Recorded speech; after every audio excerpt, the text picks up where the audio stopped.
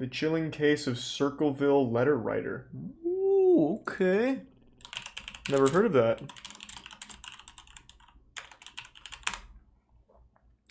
The Chilling Case of the Circleville Letter Writer. So he just wrote letters? Alright, I'll get to the bottom of this. There's no, like, bodies in here, is there? Prospects of a mystery is an unknown perpetrator pulling the strings, dedicating time and effort in order to torment others over long stretches of time. While it takes many people to make a community great, it only takes one to blanket it all in fear and leave people wondering behind locked doors and closed curtains if they'll be next.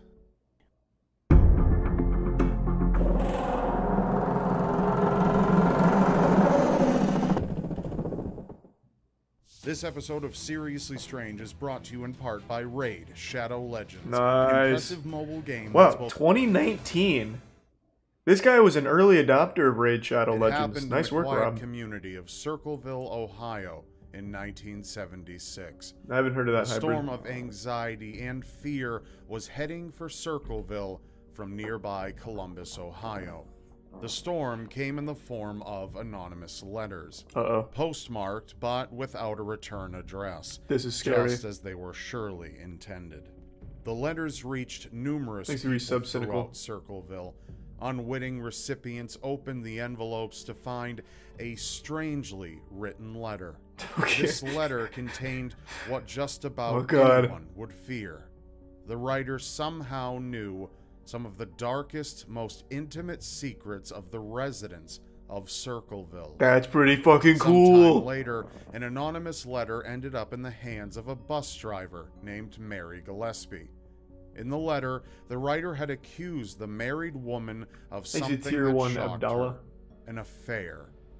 Mary had been in a faithful marriage with her husband Ron for years. Is this all made up? Is this real? Certainly wasn't having an affair.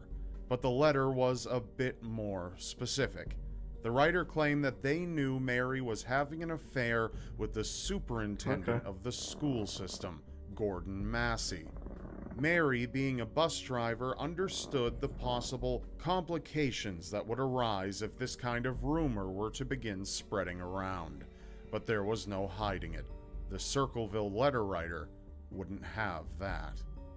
Eventually, word did get around, like so many other rumors did concerning others. Don't know about that one, The Cole. people of Circleville were starting to look at each other differently, as this unknown entity seemed hell-bent on destroying and exposing their lives. It's kind of their fault, though, right? Like, you're fucking the superintendent? Received his own letter, kind of your fault. And Mary remained steadfast against the rumors, insisting on her faithfulness and integrity. But all they could wonder, this does seem very fake, where the accusation was coming from, and who was making it to begin with. Who was dedicating countless hours to writing the anonymous letters which tormented the residents of Circleville. Sometime after what most people feared could happen, did happen. Things escalated in an even darker turn of events. Voicemails. Specifically for Mary. Oh, shit. She received another letter from the anonymous writer. In it, they said, "Gillespie, you have had 2 weeks and done nothing. Admit the truth and inform the school board. If not, I will broadcast it on CBS, posters, signs, and billboards." Yeah, I'm sure CBS cares about Mary fucking the superintendent of a small town. The family more than the previous letters had. So Mary and Ron got together with people they were closest with to discuss what possible actions to take. Among them was Ron's sister and her husband, Paul Freshour. Unfortunately, they were fighting an unseen enemy with copious amounts of time and willpower on their side, and with an ability to remain undetected. This kind of sucks. It's pretty lame. One particular letter turned up the heat. It read, "Stay away from Massey. Don't lie when questioned about knowing him. I know where you live. I've been observing your house and know you have children. This is no joke. Please take it serious. Everyone concerned has been notified, and everything will be over soon. Whoever this writer was, they made the Gillespies fear for the lives of their children. In 1977, the year after the letters Most began, likely Postman the did letters it. suddenly stopped. Yes. A quiet relief began to fall on the town as each resident hoped that the nightmare was finally over and they would no longer need to fear walking to their own mailbox. They'd no longer need to be paranoid if someone was watching them day in and day out, jotting down their secrets. This is pretty underwhelming. No one was looking. Super goofy. But it wasn't over. If anything, Thanks to Reset they were Wilderness. only at the very beginning. On August 17th of that same year, the Gillespie household received not a letter, but a phone call. Ron answered the phone and got into a heated discussion with whoever was on the other line. It was so heated that Ron, after a short time, slammed down the phone, grabbed his handgun, and ran out to his car without saying a single word to Mary. He slammed on the gas and drove off. Holy shit, That's Ron. when Mary's worst nightmare came to pass. Ron never returned home. What in the fuck? Later, dead. His car had crashed into a tree and Ron was dead behind the wheel. Upon inspection by authorities, Ron's handgun had been fired. Yet there was no known cause for this. It was unlikely that the gun had been fired as a result of the accident. Thanks to the prime as lure. authorities, despite their rigorous inspection of the site, were unable to prove that it was. Why was Ron so upset? It was his wife fucking another man. The police ruled He should be that happy to the letter writer. Was caused by Ron driving drunk. Those who knew him said he never even drank heavily. Shortly after that, the letters made a return, and the sheriff was one of the people targeted. His letter accused him of conducting a cover-up based on Ron Gillespie's accident. That drunk driving wasn't the actual cause at all. Thanks to Resubgenics, Sinister, Why and the the Prime Circleville Quentin. letter writer was angry about this was The unknown, Resub Big Bat. considering that it's been speculated that Ron was driving to find them. Perhaps the letter writer did come into contact with Ron once he had left his home. Perhaps he caused Ron's death, and maybe he was angry that he didn't get the credit he was due for it. What do you mean? All Why would this he get aside, credit? He hit a once fucking tree. more, the town of Circleville He didn't put the tree felt there. the same sense of dread and fear that plagued their everyday lives. The letters were back in full force, and the culprit Hey, thanks was for no 5 gift subs, closer Lambs to Gooch. being Thank you, man. caught.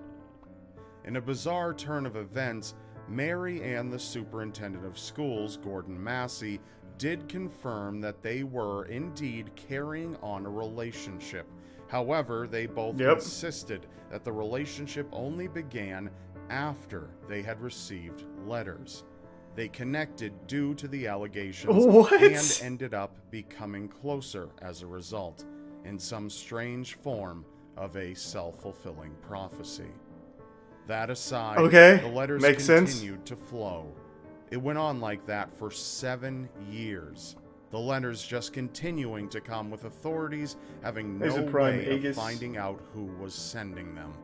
Mary and Gordon Massey continued to receive especially threatening letters. Then one day, while Mary was driving back along her bus route after dropping off her passengers, she was mortified to discover that the street was lined with signs, each one directed at Mary and carrying the same threatening. This does not seem like a real story. Hold on, I just gotta look it up. This really seems super fucking fake.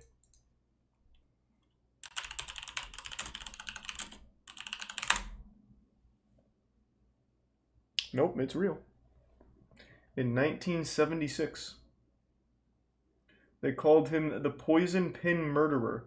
Oh, it looks like they have a few leads on the case. Yeah, I'll try not to spoil the anime ending, I guess. But yeah, I guess it is real, at least according to these news outlets. Thanks, Teresa Badger and Liam from the Bits Batman. Shockingly, no one saw who put the signs up. And the it was as if they were dealing with a ghost. But Mary had had enough. She got out of the bus and stormed up to the first sign, which was stuck on a fence post. She took the sign down without realizing just how much danger she was in by doing so. Her surprising calmness when removing the sign Why was she in danger? saved her life, as the sign had been rigged as a trap. What? It was connected to a small box. Inside the box was a pistol aimed right at Mary's face, with wire connected to the trigger. Who is this? The Jigsaw? handgun trap was designed so that if someone aggressively ripped down the sign, it would have gone off. Mary gathered everything up carefully, put it all on the bus, and drove home to Thanks to contact Resub the Pepper and police. Snake. The police arrived Thanks, and Ray. disabled Thanks for the the Prime, trap J&J. before confiscating the handgun. When they inspected it closer, they noticed that the serial number on the weapon was partially scratched off, but not entirely. It was enough to trace the handgun back to a man that Mary knew personally, Paul Freshour, her former brother-in-law. Ooh. The same man that had offered her support through the terrifying ordeal which lasted a long 7 years was allegedly the culprit behind the dread Paul, of you son of a Circleville. bitch. However, on October 24th, Thanks for 1983, resub, Dan. Paul stood trial, and due to the firearm and a penmanship test that was found to be inconclusive, a jury sent Paul to prison for a sentence ranging from 7 to 25 years. It appeared as though Circleville was finally through what would have been Until the worst Paul ordeal escaped. to ever sweep through the He quiet mailed town. himself like a letter and Oddly popped enough, out. Even after Paul was behind bars, the letters made a powerful return. For some time longer, the residents would, yet again, be pinned under the immense weight of their fear and paranoia. Perhaps the strangest part of all was that Paul Freshour also received his own letter, the writer laughing at him. The letter stated partially, "Are you going to believe you aren't getting out of there? I told you 2 years ago. We What? set 'em up, they stay set up. Don't you listen at all? No one wants you out. No one. The joke is on you. Ha ha. Tell no one of this letter." Despite this, Paul did the remainder of his time, Okay. being released after around 10 years. Yeah, I guess it's in just the prison. Joker. He maintained his innocence without wavering until his death in 2012. So, what do you think? Was Paul guilty of being the Circleville letter writer, or did he just take the fall? Let me know in the comments below, you know, and be sure to subscribe. I don't fucking think Paul did it. I can't believe that's a real fucking story. That sounds so made up. Thanks to the resub, bro. And they keep saying that the whole town was terrorized by letters, but we only got two people getting letters. Who else got letters in Circleville? Let's see. Paul did admit to Sheriff Radcliffe that he had written between 40 and 50 of the Circleville letters. So I'm guessing it was just a copycat. Recent information uncovered by Martin Yant has suggested that there were at least 3 letter writers in the case, none of whom were Paul. One believed to be the son of the superintendent Mary had the affair with, second, co-worker who was infatuated with Mary, and third, Paul's ex-wife, Ron's sister. Jesus, okay. Not exactly a mystery. Well, I guess it is a mystery. But there's nothing we can piece together. So, I mean, Paul did admit to it.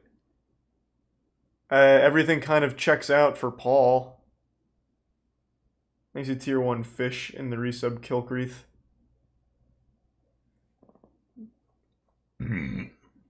Though, to be fair, Mary immediately going to the superintendent after Ron's death is kind of suspicious. Though I don't think she was writing the letters herself. I also really don't know why Ron went to kill the man who wrote the letter that was informing him that his wife was cheating. He should have been shaking the letter writer's hand instead of fucking going to blast him.